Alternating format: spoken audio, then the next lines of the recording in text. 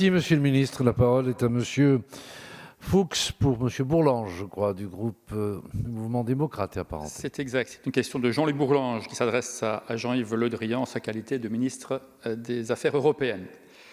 Au milieu des épreuves actuelles, nous sommes heureux de voir que grâce en particulier à l'action de la France, les Européens ont jusqu'à présent fait face à l'urgence.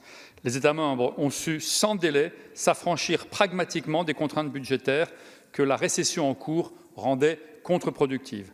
La Banque centrale a pris, quant à elle, toutes ses responsabilités pour permettre à chacun de financer à des taux raisonnables les énormes besoins créés par la situation.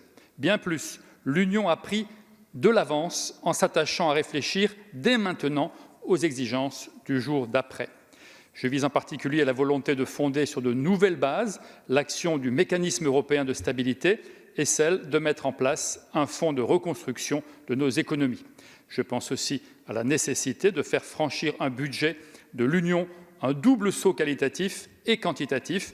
Le groupe MoDem tient à vous dire sa fierté de voir la France être au premier rang de ce grand combat pour un supplément d'Europe. Cette relance de l'action européenne n'emportera toutefois l'adhésion qu'à la condition de ne plus être perçue comme un éternel effort de correction des défaillances antérieures.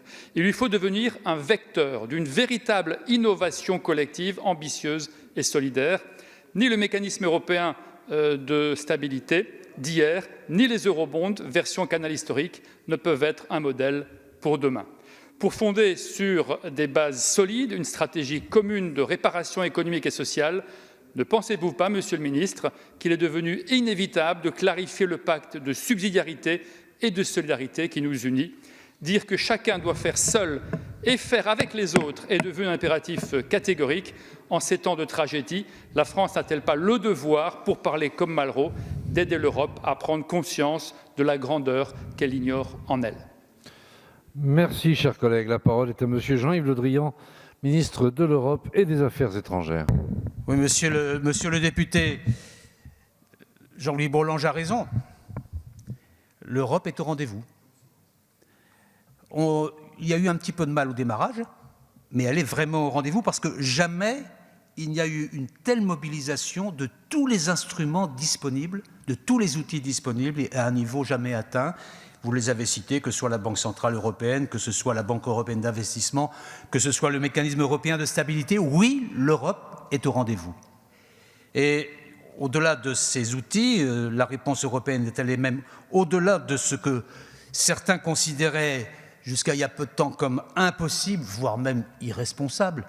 Je pense à l'assouplissement considérable des règles en matière d'aide d'État et des règles du pacte de stabilité et de croissance, au fameux 3%.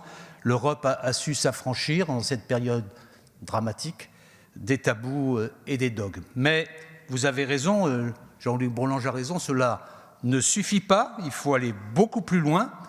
Et en appelant de vos vœux une clarification de ce que vous nommez le pacte de subsidiarité et de solidarité, vous posez la question majeure.